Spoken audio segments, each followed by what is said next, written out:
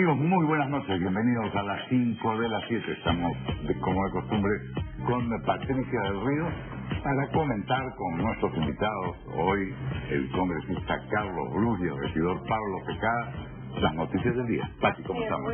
¿Cómo estás? Bueno, hoy tenemos una serie de noticias que ya se han ido desarrollando, pero que han cobrado más gravedad y, por supuesto, una agenda de noticias nuevas que les presentamos a continuación. Bueno, no ha llegado nuestro invitado, el regidor Pablo Tejada. Nos imaginamos que problemas de tráfico. El tráfico que precisamente debería reordenarse, está en camino a llegar en cualquier momento, por iniciativa del Consejo Metropolitano. Así es, vamos a preguntarle qué queda en el trayecto, qué ha descubierto que tiene que ajustar para llegar así a tiempo. Pero lo vamos a esperar, por supuesto. Pero quizá es un buen momento para que el congresista Bruch nos explique esta situación de los congresistas suspendidos que cobran durante el receso parlamentario. Así es. Es un tema, ya tratemos de explicárselo a la opinión pública.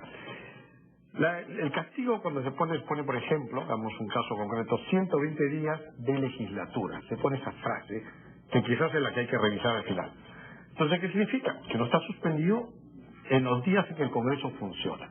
Cuando el Congreso no funciona, interpreta así la administración del Congreso que entonces no se le aplica la suspensión. Es decir, alguien tuvo 120 días de suspensión, empezó su castigo y a los 3 meses hay receso al Congreso. El receso, digamos, de 2 meses. Durante esos 2 meses, como la sanción decía 120 días de legislatura, esos 2 meses se le paga, pero luego cuando arranca la legislatura continúa corriendo sus otros 3 meses que le faltaba de suspensión. ¿Qué pasaría si en esos 2 meses se convoca una legislatura extraordinaria, por ejemplo? Teóricamente no se le paga. ¿No? Teóricamente. Ahora, aquí la norma es básicamente absurda. ¿Por qué? Porque es como decirte, yo te meto preso 8 años de cárcel, excepto los fines de semana que puedes salir de cárcel y te pago tu fin de semana. Las sanciones pues debieran ser continuas. Sobre todo para evitar esta mala impresión, digamos, ante la gente. Porque te voy a decir que a la larga, para las bancadas, es peor la sanción de 120 días de legislatura, porque te priva sin ese voto por más tiempo mientras el Congreso funcione. En realidad, una interpretación literal de la norma, si habla de 120 días de legislatura, es evidente que no incluye los días de receso parlamentario. Así es. Así es. Ahora, supongo que el lado B de esta decisión es no sancionar a alguien justo cuando la legislatura se suspende y por lo tanto que la sanción no tenga mayor efecto. ¿Me explico? O sea, si vas a darle a alguien 30 días de sanción, justo cuando vienen 30 días de receso, si en ese momento la persona hace uso de su sanción, regresa pues a la siguiente legislatura y su sanción fue un laberinto. No. Es bueno tu ejemplo. Si se le sanciona, digamos, 30 días y al día siguiente hay receso. Así es.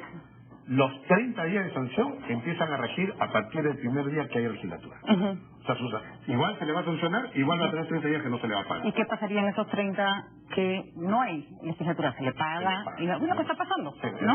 Pero tiene una razón, ¿no? Al final, igual pasan toda su sanción sin pagársele, puede ser fraccionado, que es el problema.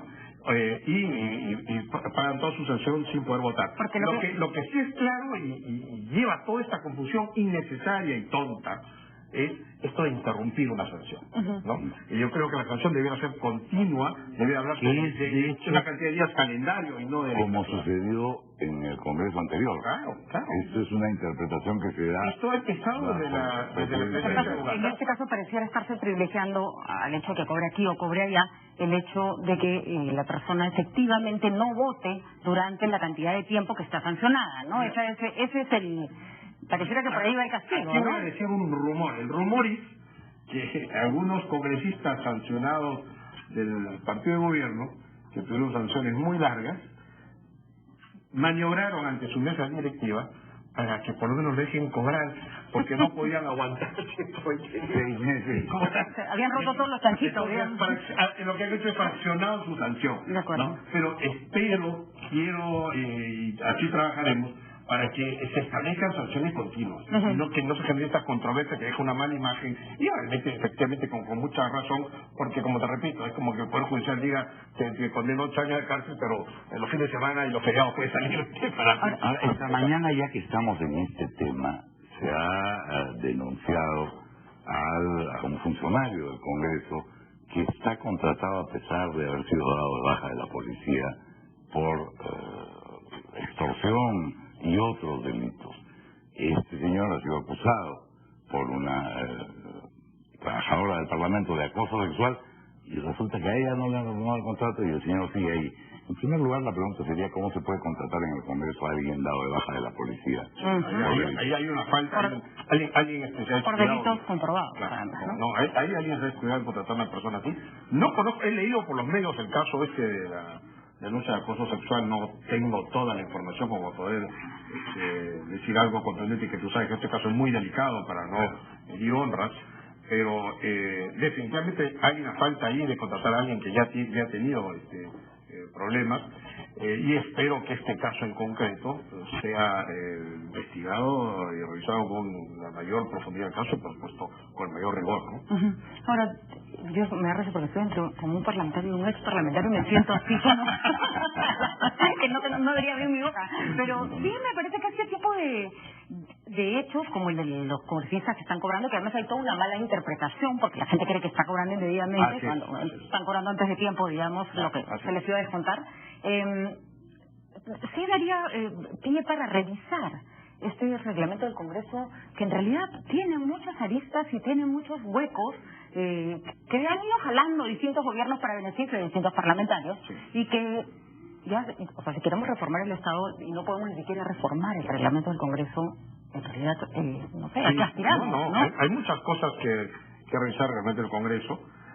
Bueno, es como abrir una caja de Pandora, porque es decir que si pones a revisar esto, mucha gente va a querer revisar cosas en función a algunos intereses partidarios, por lo cual hay que tener cuidado.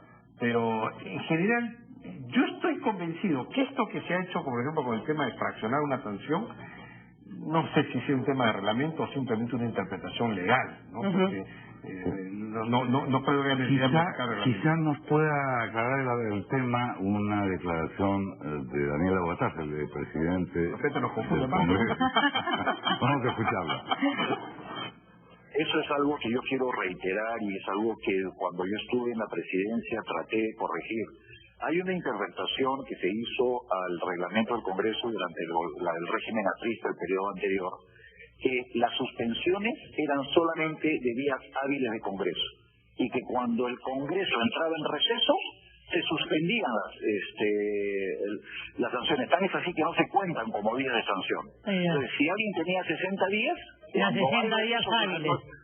Son 60 días hábiles. Cuando está sancionado, cumple sus 90 o sus 120 días, no va a cobrar. Lo que pasa es que esa sanción se suspende mientras el Congreso está preso. Es un absurdo. ¿Por qué cobran ahora? Es que no está en efecto la sanción. O sea, la sanción son días hábiles del Congreso. Es ridículo, es absurdo, pero al fin y al cabo igual se les sanciona, igual no cobran sus 90. Pero cobran, pues, cobran. No. Aclaremos una cosa, Mariela. Ellos igual van a tener la sanción sin goce de haber por los días que correspondan a su sanción.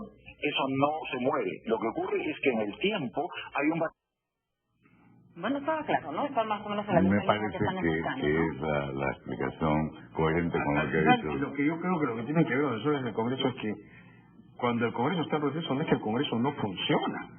El Congreso está funcionando. Hay comisión permanente, los congresistas asisten a sus oficinas y hacen trabajo. No tanto es así que esto se ha descubierto por un evento realizado por un congresista suspendido en los días de receso. O sea que ahí de repente por ahí está la salida para que subsanen esto que deja una muy mala imagen, no habiendo nada de fondo, ¿no?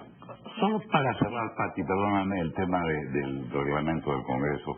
Efectivamente, si se abre el debate en el Pleno, eso puede terminar en una caja de Pandora.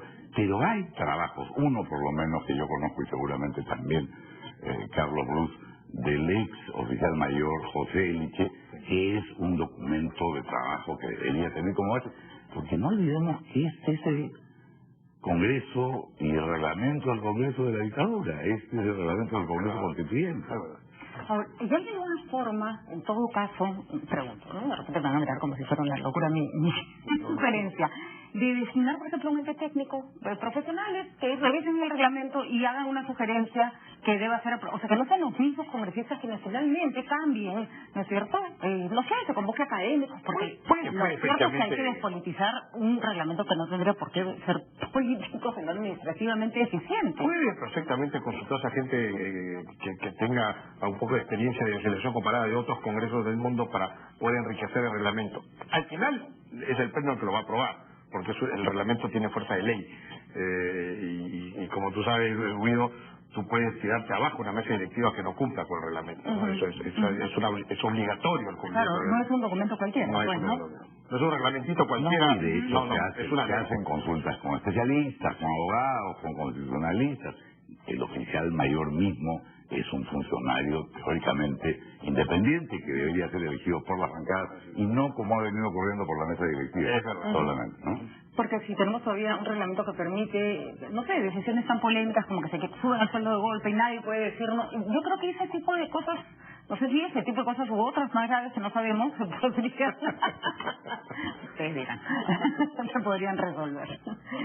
Bueno, pues suficiente de Congreso por el momento, ¿no les parece?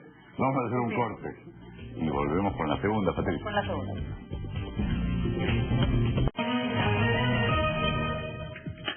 Seguimos en las 5 de las 7 y la segunda noticia que vamos a analizar hoy sigue teniendo que ver con el viaje del presidente a la Antártida, que creo, a ver, ¿ustedes qué opinan? No se hubiera levantado tanto si no se hubiera demorado y no hubiera tenido que pedir esta ampliación al Congreso, que ha puesto todos los ojos en este viaje, y además obviamente al pedir el aplazamiento durante la crisis de Arequipa se ha visto bastante feo. Pero el presidente está tratando de justificar que no se trata de un viaje familiar, así que le ha dicho, inclusive de repente ustedes lo escucharon más temprano, que en realidad se va a reforzar la política antártica y también que va a buscar un aumento del presupuesto para la base de Machu Picchu. Lo que decía ayer Miguel es que justamente para eso tenía que usarse el viaje. Creo que tenemos algunas declaraciones del presidente Humala más temprano, ¿lo escuchamos? Lo que yo quería hacer viniendo a la Antártida es decirle no solamente a la base Machu Picchu, sino decirle a todo el Perú y a la comunidad internacional que el Perú retoma y va a reforzar su política antártica. La idea es hacer el esfuerzo de tener una base permanente. Este año hemos dado 24 millones de soles. Hay que tomar en cuenta una cosa. Desde el año 2007 se ha abandonado esta política antártica. Desde ese año no ha venido el Humboldt por acá, han hecho vuelos aéreos para abrir un poco la base, etcétera, pero sin un buque de investigación científica es muy limitada la investigación que se haga en tierra.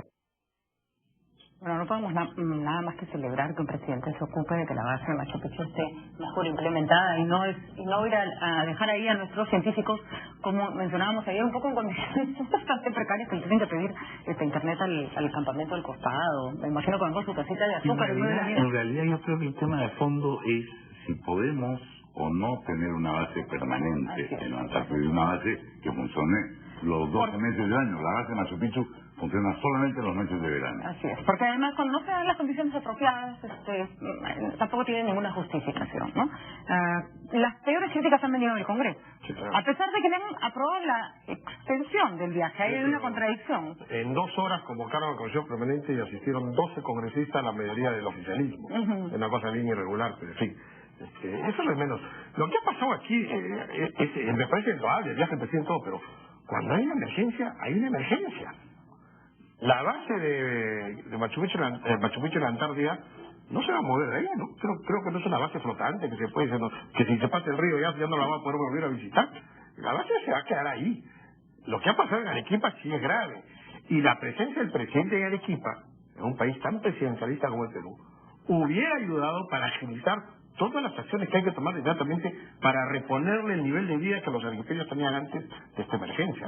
Los ministros le obedecen al presidente porque saben que basta que el presidente firme un papel y dejan de ser ministros. Pero es cierto que Alan tampoco asistía a todos los desastres. Es más, no asistía prácticamente a ninguno. Mira, yo no sé, pero creo que en la situación actual, donde hemos visto lo que ha pasado... No sabe, pero es congresista. No, ya ha sido ministro y estás reafirmando algo que no sé si en el fondo piensas con convicción. Tenemos que seguir siendo tan presidencialistas que la figura del presidente sea indispensable para resolver todos los problemas? Mira, no es indispensable para resolver todos los problemas, pero los agiliza. Los agiliza de todas maneras. Que el presidente esté en Arequipa, ahí dando instrucciones, indudablemente pone la atención de todos los... En fondo, piensas con convicción, tenemos que seguir siendo tan presidencialistas que la figura del presidente sea indispensable para resolver todos los problemas? Mira, no es indispensable para resolver todos los problemas, pero los agiliza. Los agiliza de todas maneras. Que el presidente esté en Arequipa, ahí dando instrucciones, indudablemente pone la atención de todos los ministros en apurarse a resolver esa emergencia. Presidente y dirección viajar a Antártida con una agenda muy loable. Y también, pues yo no tengo problema en decirlo, no me parece malo, aprovechar para pasar unos días con sus hijos y su esposa. Lo cual es muy bien porque tú sabes que en el Perú el presidente no tiene vacaciones. Y yo te voy a decir, no sé el caso de ustedes, pero yo prefiero tener un presidente descansado, relajado, tomando decisiones, a tener un presidente estresado haciendo locuras. Así que me pareció muy bien. Ahora, el viaje se le arruina cuando ocurre esta emergencia.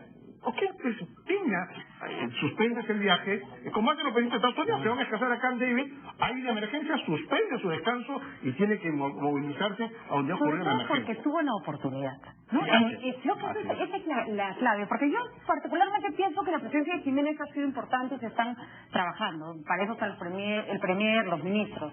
Pero teniendo la oportunidad de dar marcha atrás en un contexto de emergencia que continúe... El clima no lo dejaba llegar y en ese momento, estando en Argentina, podía regresar, atender la emergencia y en la siguiente semana se va a la nueva. Recordemos que regresó a ver a su mujer cuando chocó para ver si estaba bien y luego continuó con sus labores en Arequipa, ¿no? Precisamente, ¿no? Pero hay más declaraciones. Porque no es, obviamente no estaba ajeno al tema Arequipa, ¿no? Veamos lo que dijo al respecto. Bueno, lo que hemos hecho fue inicialmente coordinar con el presidente regional para decretar el estado de emergencia. A pedido de Juan Manuel Guillén no se decretó el estado de emergencia en el momento que nos plantearon. Se ha dispuesto que se provean con o sin estado de emergencia desde el gobierno central todo el material que se requiera. Nuestra solidaridad con las víctimas de este desastre natural, pero lo que hacemos es primero el gobierno regional es el que define si se da o no se da la emergencia allí y entonces se activan las provisiones materiales que tiene Defensa Civil bajo la administración del gobierno regional de Arequipa. No sé, la cantidad de... en realidad son directamente proporcional con su falta de convicción. El presidente no tenía mucho que decir. Se nota que el tema le es absolutamente incómodo. Y además hay algo más, Patricia, que la presencia del presidente lleva, que se llama solidaridad. ¿No? El presidente de la República simboliza a la nación. Y que en un momento difícil el presidente vaya a decirle a los arequipeños, estoy con ustedes, lamento lo que les ha ocurrido. Eso es un mensaje inmaterial muy valioso que todos esperan del padre de la nación, que es el presidente de la República. Que es verdad que Alan no lo tuvo, pero también es verdad que Alan no tenía un apoyo popular muy grande justamente probablemente por esa actitud más distante, ¿no? Que Alan no la tiene, ¿no? Por ejemplo, Toledo sí se desplazaba cada vez que había una emergencia a los lugares que había ocurrido. Y basta que la gente diga, ahora llegó el presidente, es una esperanza de que vamos a salir de este problema. Ese es el mensaje de apoyo. Tomar contacto con la realidad en un momento de emergencia, pero que revela problemas que no solo son producto de la emergencia, sino que son problemas más permanentes sobre los cuales habría que tomar decisiones. Y cuando el presidente regresa, habiendo él visto personalmente y visto y sentido las carencias, desde aquí va a poder administrar mucho mejor toda la ayuda necesaria que haya que enviar. Ahora, ¿lo vamos a calificar como un error de gestión grave o como un error político grave? Yo creo que es un error político. Básicamente es un error político. Pero le va a costar algunos puntos, tampoco debo decir que es una catástrofe. El fin del gobierno, no, pero es un error político. Es un error político. Ahora, es un poco como bañado en aceite a nuestro presidente, porque todos los problemas le revelan en el sentido que no lo afectan, ¿no? En las encuestas no se traducen, ha tenido problemas más graves, y sin embargo no se traducen en disminución de puntos en las encuestas. Bueno, se mantiene muy bien, efectivamente, se mantiene mejor en popularidad que Alan García y Alejandro Toledo. Por eso correrá todos los días. Eso se está manejando bien, pero con este tipo de cosas son errores que van sumándole y si es que continúa cometiéndoles le puede costar. Tú eres un observador astuto de la política. ¿Ha aprendido o no ha aprendido el presidente Humala en estos años ahora? Mira, siendo alguien que no tenía experiencia política, se está manejando muy bien. Es verdad también que la economía lo ayuda y es verdad que el presupuesto nacional lo permite. Hay programas millonarios, que la pensión 65, beca 18, o sea, hay una cantidad de plata que se está invirtiendo en estos programas sociales que es muy importante. Pero no solo es un problema de monto de la inversión, hay una mejora en la gestión de los programas sociales también. Sí, y también hay una mejora en la administración de la imagen de la pareja presidencial, ¿no? Es un expertise que nosotros nos imaginábamos que él no tenía, porque jamás había sido político, pero hay que reconocer que se maneja bien. Ojo que llevaba 2 elecciones caminando el Perú, ¿no? Yo creo que no le hemos prestado mucha atención, que ha tenido un trabajo más silencioso, menos grandilocuente que muchos políticos, más alejado de las cámaras, y eso algo le ha enseñado. Pero, ¿no? Patricia, es verdad lo que tú dices, pero una cosa es la imagen que tú reflejas en una elección y otra cosa cuando eres presidente de la República, ya estás sobre el caballo y tienes que gestionar en medio de las distintas dificultades y ataques y errores que tu gobierno comete y tú mantener una imagen relativamente aceptable en la población, ¿no? A mí me parece que tal vez uno de sus grandes aciertos que tienen que ver incluso con la justificación de este viaje, ¿no? Es con esta como mirada no frívola del dinero, del éxito económico del Perú, ¿no? Hay plata, la invertimos en programas sociales, vamos a ver qué pasa con la base Machu Picchu. Había algo un poco frívolo en el gobierno anterior, que siempre se estaba inaugurando fábricas, ¿no? Y obras más bien del sector privado, ¿no? Y hospitales que no estaban equipados, en fin, no vamos a entrar en ese debate porque no nos toca. Tenemos que hacer una pausa. Tenemos los titulares de esta hora y volvemos con la tercera. Bueno, y vamos con la tercera del día. Ya ha llegado oportunamente, le damos la bienvenida al regidor Pablo Secada, porque la noticia tiene que ver exactamente con el municipio de Lima. Se ha descartado el debate entre Susana Villarán y Luis Castañeda, mientras que Solidaridad Nacional afirma que Luis Castañeda no va a debatir. Y el señor Marco Tulio Gutiérrez dice que no retirará los carteles que acusan a Susana Villarán de incapaz. Los primeros comentarios de Pablo Secada. Buenas noches. Buenas noches. Hola, Pablo, ¿cómo estás? Esta es una campaña rara. Esta es una buena definición, rara. Porque se vende esta idea de que la gente se organiza espontáneamente y ocurren cosas como una revocatoria, o se vende esta idea de que la gente expresa su opinión en un país como el nuestro en ausencia de partidos. Y eso, por la teoría que he estudiado, lo que le he preguntado a personas especializadas y lo que entiendo pasa en nuestro país, no es así.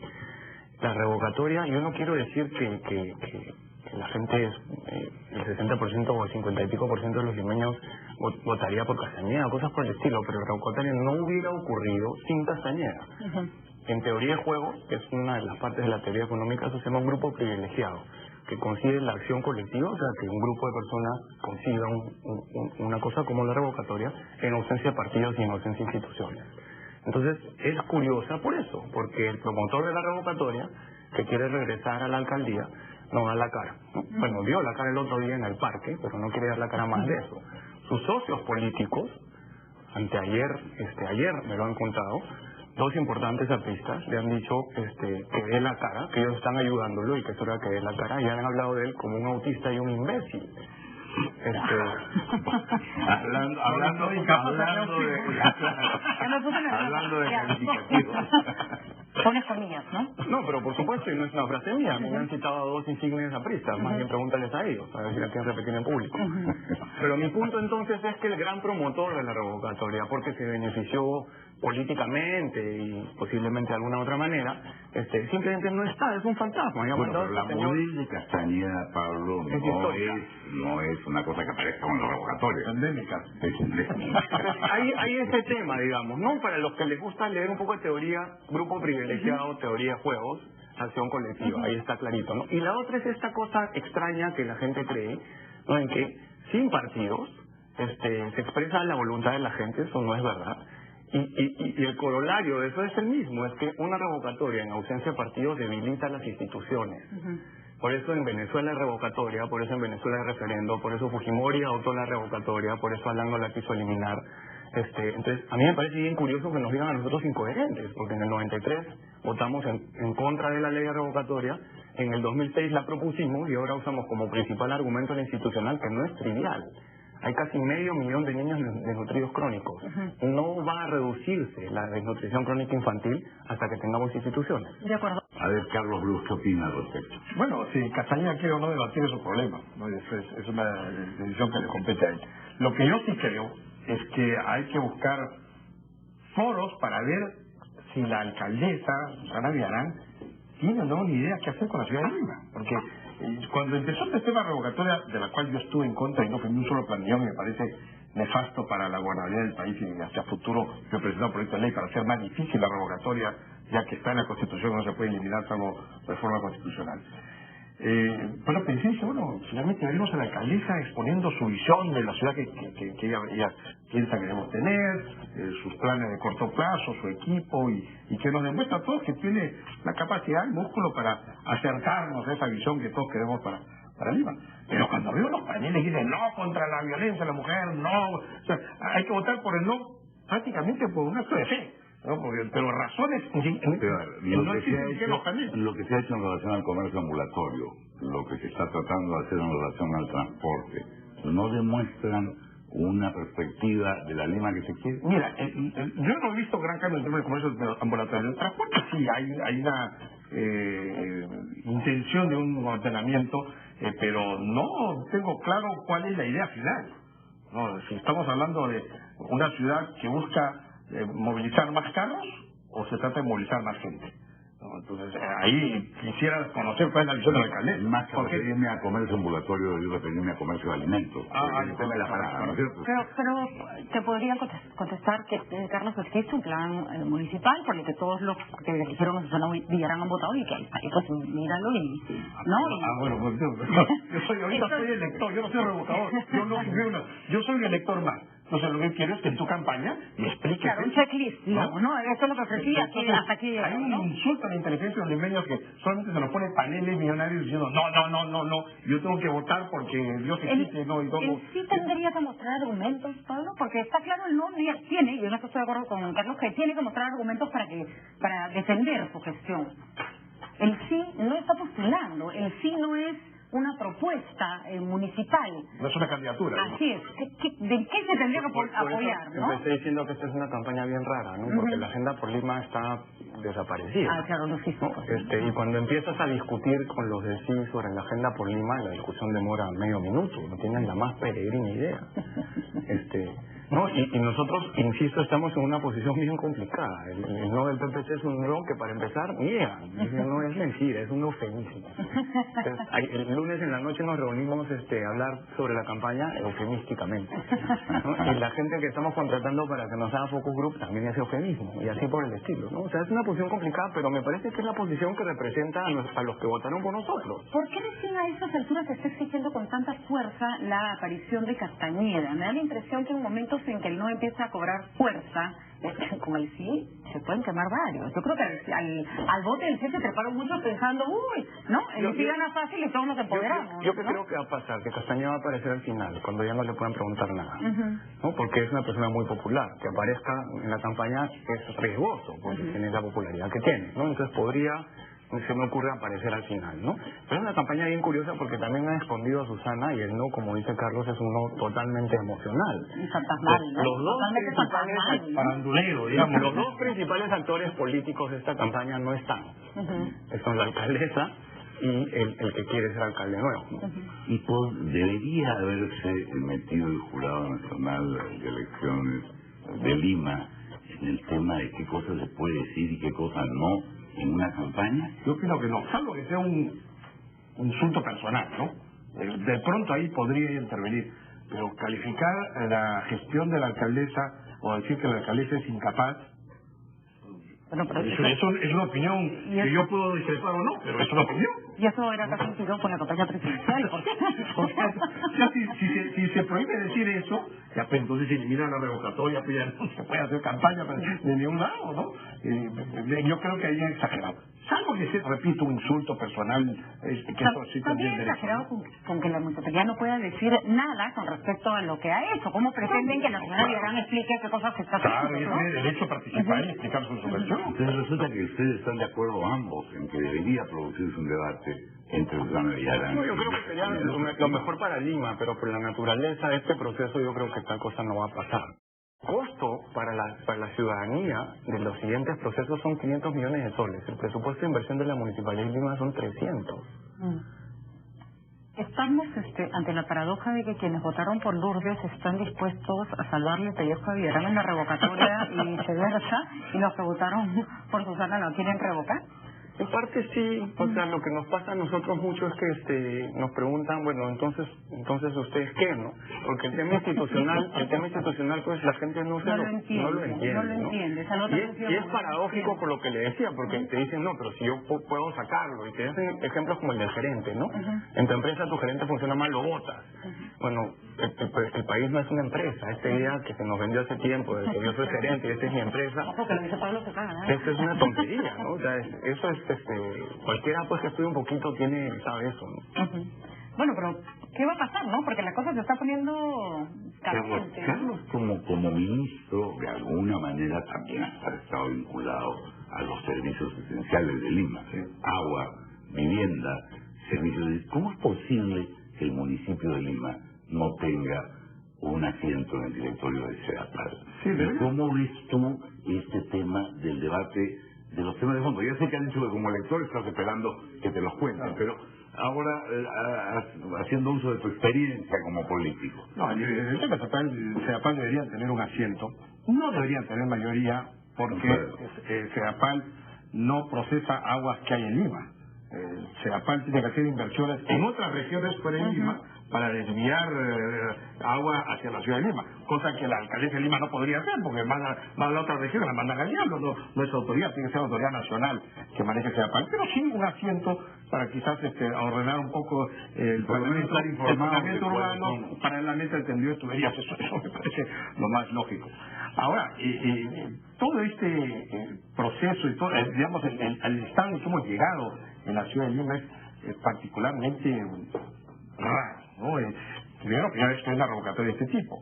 En segundo lugar, hay componentes políticos. Hay partidos políticos que ya se pusieron de uno y otro lado y como que es un preámbulo hacia la elección del 2016. Calistenia, la habíamos calificado ayer, ¿no? Hay unas alianzas o hay grupos que tú dices que hacen juntos, digamos, Marta Arana con la CONFIEP, con Pablo Tejada, entonces yo no entiendo ya nada. ¿Cómo se cocina esto? ¿No? Es una cosa rarísima. Ahora, yo te voy a, para que Pablo no sea el único que tiene que defender contra quien peleó, te voy a hacer una pregunta en ese sentido. A Toledo lo quisieron sacar, por ejemplo, durante su presidencia, y fue una especie de espada de Damocles que los apristas estuvieron impulsando básicamente sus 5 años de gobierno.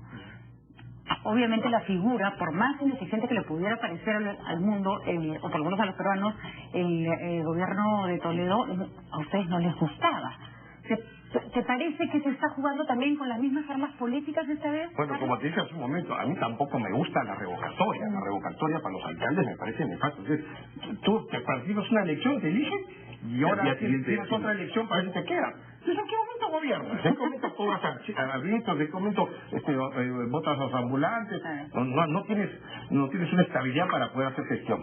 Ahora, hay una diferencia. En el caso de Toledo, los querían votar una especie de revocatoria que la Constitución no contemplaba.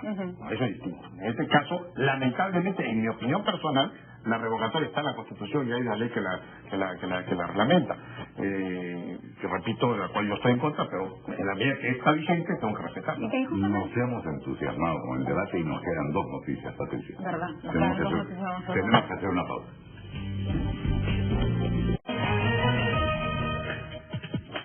Seguimos en las 5 de las 7 y ahora nos toca analizar nuestra cuarta noticia. Guido, que en realidad ya la habíamos discutido al inicio de esta semana. ¿La semana pasada? La semana pasada fue. Y era que Corea del Norte ya desafió al mundo y por supuesto realizó su tercer ensayo nuclear. La comunidad internacional, hay que decirlo con todas sus letras, está con los nervios de punta. Que países con el perfil de Corea del Norte tengan armas nucleares y además hagan este tipo de experimentos, en realidad son casi un desafío, ¿no? Aún con la visión en contra de su aliado más importante, que es China, que ha expresado su desacuerdo con estos experimentos nucleares. O sea que, digamos, zurrarse en el mundo entero. Así es. No, y además zurrarse jugando con juguetes un poco peligrosos, ¿no? Y además, si tú analizas el perfil del líder de Corea del Norte, te asusta más todavía. Un mono con metralleta es menos peligroso que ese señor. No, entonces, sin duda que es una noticia que preocupa al comunidad internacional. ¿Cómo deberíamos reaccionar desde un pequeño país de América del Sur frente a una situación como esta? Nosotros no sé si tenemos ni siquiera media vela en este entierro, pero yo creo que los organismos, los mecanismos que tiene, por ejemplo, Naciones Unidas, tienen que empezar a funcionar, pues, ¿no? Porque yo soy una persona que creo muy poco en cómo funciona la OEA, Naciones Unidas, de momento que permitimos genocidios y nadie hace nada. Le apareció la ingenuidad a Carlos Bruno. Pero que para algo tiene que servir, ¿no? Es terrible que vemos genocidios en un montón de sitios y nadie hace nada y mueren miles diarios y la comunidad internacional, entre comillas, no tiene la capacidad de activar ningún fuerza que pueda poner orden y proteger a la gente que muere inocentemente. Es tranquilizador en todo caso la opinión de Pablo sobre el papel que puede jugar China más que la comunidad internacional, porque bloquear o presionar o eventualmente intentar hacer algo como lo que se hizo en Irak, en Corea del Norte, puede ser peligrosísimo. Con ese mono, no. No, y es otra cosa, estos son miles de soldados, todos con los piecitos iguales cuando marchan. Esta gente muy disciplinada, muy seria. Y esto lo que dicen que todo ¿para qué se hacen estos experimentos? Es una muestra de que ya estás donde... Pero también es un poco absurdo, porque al final, si realmente constituyes una amenaza, va a haber una acción militar. Porque personas con la cabeza caliente hay en todos lados, ¿no? Ahora, tengo entendido que estas pruebas se hacen para afinar su tecnología nuclear. Claro. Ahora, explotar uno de estos aparatos... precisamente para combatir el cáncer, ¿no? Explotar estos aparatos va a costar una millonada de plata, además, ¿no? Claro. Y hay mucha presión, además porque uno de los grandes tráficos del mundo es el tráfico de armas del que nadie habla, ¿no? Todo el mundo habla del tráfico de drogas y el tráfico de armas, todo el mundo sigue mirando para otro lado. Y además hay enormes lobbies a nivel internacional para venderles armas a los gobiernos. Pero lo que está pasando con el tema nuclear en el mundo, desde Japón sobre todo, pero antes de Japón ya había empezado, es un retroceso de energía nuclear tremendo, ¿no? Y inclusive países que tienen tecnología nuclear en teoría mucho mejor y mucho mayor seguridad como Francia, se están repensando las políticas sobre el tema. Entonces, vamos a una situación, digamos, compleja en el tema militar y en el tema no militar. Por suerte nosotros solo seguimos discutiendo entre el gasoducto y la energía hidroeléctrica, pero vamos a poner una emergencia. Nosotros somos más simples, mal usamos el gas, no complicamos la vida con esta. Pero por lo menos si se me logra una central de gas no se muere pues 10.000 kilómetros en la redonda. No, claro. Bueno, vamos a ir a la quinta del día. No hay quinto malo. No hay quinto malo en este caso. Es malo porque en realidad tiene que ver con un sistema que ha demostrado su falta de capacidad para readaptar, rehabilitar, educar o lo que fuera a los jóvenes delincuentes, ¿no? De ahí salió Gringallo y de ahí en realidad es una especie de bachillerato, digamos, para seguir una carrera criminal. No conozco, quizá hay algún caso de gente que haya estado en Maranguita antes de los 18 años y que haya logrado rehabilitación, una carrera, un oficio y una reinserción social. Un adolescente se ha suicidado hoy en Maranguita y eso revela, en fin, no es que se pueda vigilar todo, pero una vez más la incapacidad del Poder Judicial para manejar el centro de rehabilitación. Ahora, no sé si es el Poder Judicial o el INPE, ¿no? No, es Poder Judicial. Es el Poder Judicial. Que tiene a cargo Maranguita es Poder Judicial, ¿no? Ahora, yo escuché por ahí una estadística que no sé si es cierta, que decían que los internos que dejaban Maranguita, el porcentaje de los que regresaban era poco, muy poco.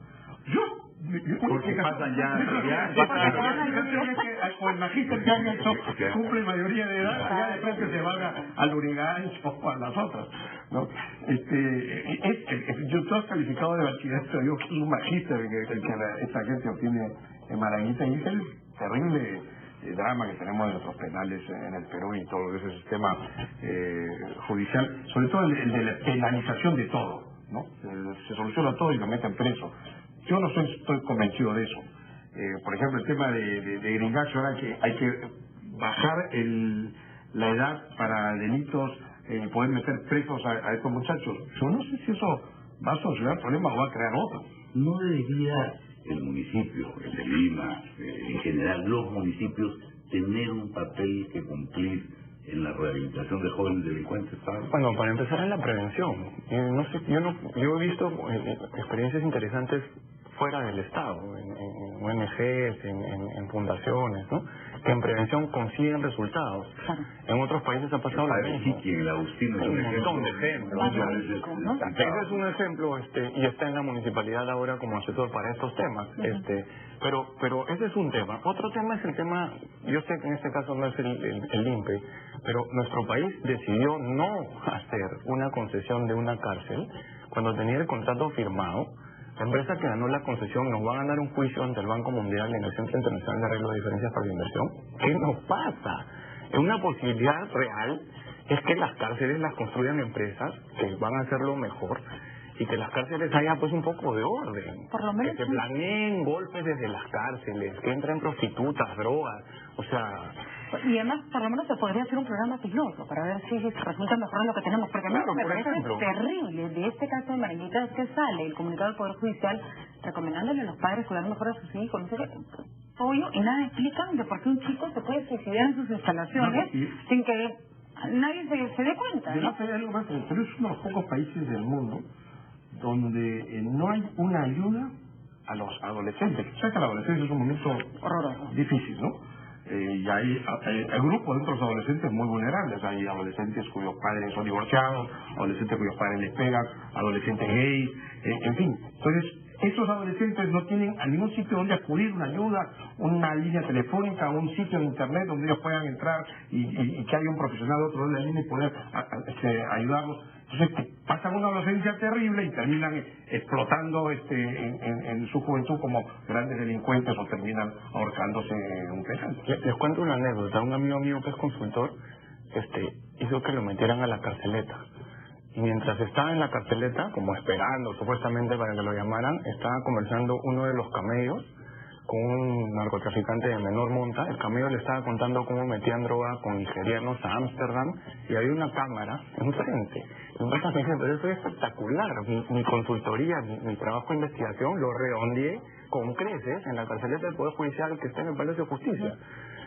Con la información que levantó ahí. Y con la cámara del Poder Judicial, ¿verdad? La cámara ahí. Y contando las tarifas, contando qué jueces, qué días entraban, qué jueces, qué días entraban, qué fiscales, o sea, toda la discusión de cómo salvarte, que en mi opinión, eso es trivial acá, digamos, porque este no es el país donde se consume, pero el tema de las drogas debería legalizarla y ya. No estamos, tendríamos menos problemas, pero insisto, no depende de nosotros. Pero lo que me contó él me dice, espectacular, me dice. Además, Toledo perdió su elección por pedirle la legalización de las drogas. Sí, a mí me van a decir que no habrá frente. Bueno, en todo caso eso podría ser una de las noticias que comentemos un día, el día que se haga un gran descubrimiento de un alijo de drogas para la exportación, por ejemplo, podríamos tener ese debate. Así es, veremos si llega el día. Bueno, no sé si llegará el día, pero lo que sí es no llegó la hora. Bueno,